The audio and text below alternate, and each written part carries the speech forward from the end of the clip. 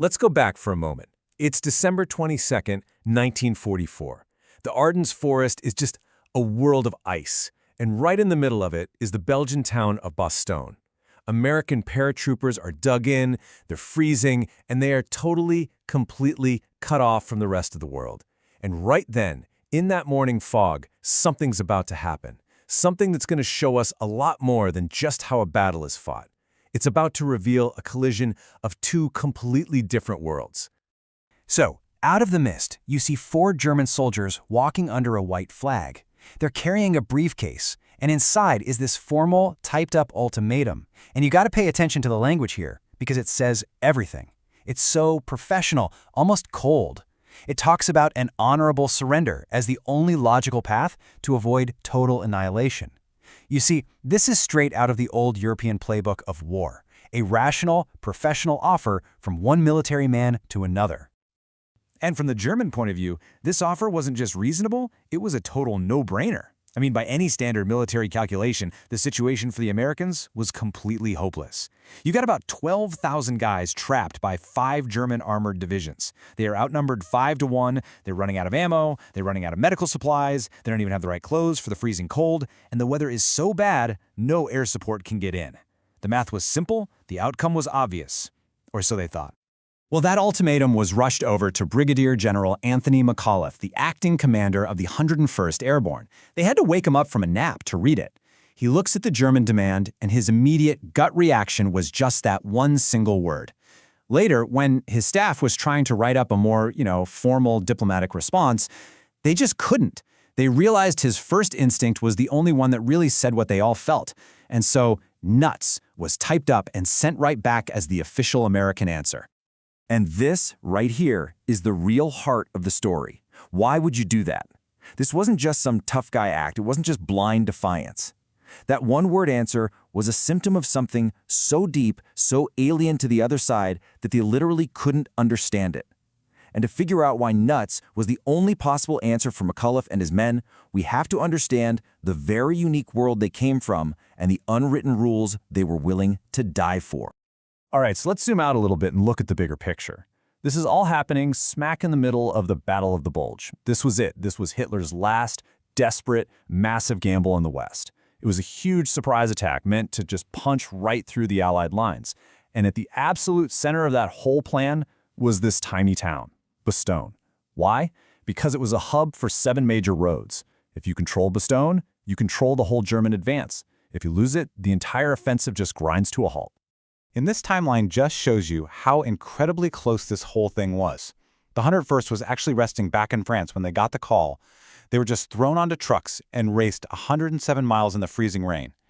They finally roll into Bastogne at midnight on December 19th and secure those roads just 4 hours. I mean, think about that. A mere 4 hours before the German tanks would have taken the town without a fight. And by the very next day, the trap slammed shut. They were completely on their own. So if you were to look at this in a military textbook, the situation was a total disaster. We already talked about the 5-1 odds, but look at this again. There's no way to get supplies in, no air cover to deal with the German tanks. Guys are literally freezing in their foxholes. If you're looking at a map in some headquarters somewhere, this isn't a battle. It's what happens right before a surrender or a complete massacre. But inside that town, they were playing by a completely different set of rules. And this is where we get to the core of it. The nuts reply wasn't just an answer.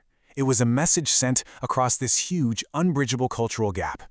The two armies fighting in those woods weren't just from different countries. They were basically operating in 2 entirely different realities. Just look at the difference here. On one side, you have the German military tradition. For them, war is a science. It's a rational calculation. You look at the odds, you assess the facts on the ground, and when a fight is hopeless, an honorable surrender is the smart, professional move to save your men to fight another day. But the American paratrooper, they were running on a totally different operating system. It was a culture built by volunteers, where the mission was everything, and surrender just wasn't a feature.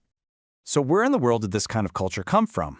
Well, it wasn't an accident. It was deliberately built, forged in the toughest training the American military had. It was a culture founded on a set of rules that were not up for debate, a creed that every single man took as gospel. Now this is not just some motivational slogan on a poster. This is the Airborne Creed, and every single paratrooper knew it by heart. For them, these weren't just words, it was a contract they signed. I mean, listen to that language. I never surrender, though I be the last. It's an absolute. It just deletes any gray area. The very idea of giving up is removed from your list of options before you even fire a shot. And this way of thinking was engineered, step by step. First, it was volunteers only. You only got guys who chose to do the most dangerous job they could find. Second, the training and selection process was just brutal. It wasn't just about being physically strong. It was designed to break anyone who wasn't mentally unbreakable. It was designed to weed out the instinct for self-preservation if it got in the way of the mission. And third, it created this elite identity, a brotherhood that really saw itself as different, as superior to other soldiers. So what's the end result of all that? A completely different definition of what a crisis even is. For the guys in the 101st, being surrounded at Bastogne wasn't some shocking turn of events. It was their job description. They're paratroopers. They are literally designed to be dropped behind enemy lines, to be cut off, to be outnumbered. What the Germans saw as a checkmate, the paratroopers saw as just another day at the office. So for days, the fighting was just savage. But the perimeter held. And then, finally, the weather broke. Allied planes swarmed the skies with supplies, and eventually, General George Patton's Third Army smashes through the German lines.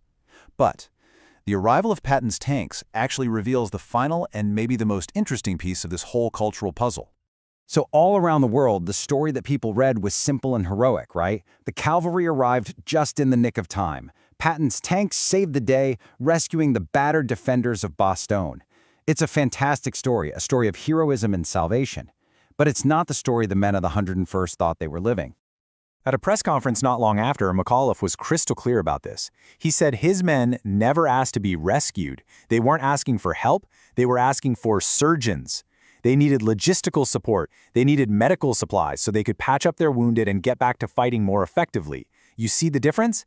They didn't see themselves as needing to be saved from the Germans. They saw themselves as needing more tools to continue killing Germans. So why did this distinction matter so much to them? Why get hung up on a word? Because the word rescue implies that you're a victim. It means you were helpless and someone else had to save you. And to accept that story would be to basically destroy their entire identity. They were not victims. They were warriors who had a mission. Hold the crossroads. And as far as they were concerned, they were doing that mission perfectly fine. Thank you very much. So when you put all of these pieces together, the impossible odds, the one-word answer, turning down the idea of being rescued, you start to see what the real deciding factor at Bastogne was. It wasn't the number of tanks or artillery or men. It was culture. It was a culture so strong that it became a weapon that could not be broken. Now, the price of that defiance was incredibly high. The 101st took over 2,500 casualties holding that town, but the cost for the other side was a catastrophe. The elite German divisions that were thrown against them were just shattered. They bled out their best men and equipment for absolutely nothing. They didn't take the town, and that single failure doomed Hitler's entire offensive.